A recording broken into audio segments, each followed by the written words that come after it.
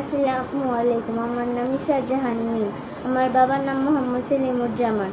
আমার বাসা টাঙ্গাইল দেলদুয়ার লাউহাটি। আমার নামে যে মামলা দেওয়া হয়েছে, অপহরণের মামলা, ধর্ষণের মামলা, এইগুলো সবগুলো বানোয়াট, মিথ্যা। ওর নাম মোহাম্মদ বাহারুল ইসলাম। আমি ওর সাথে ভালোবাসা সম্পর্ক করে আইসা পড়ছি। আমাদের 2 বছরের সম্পর্ক।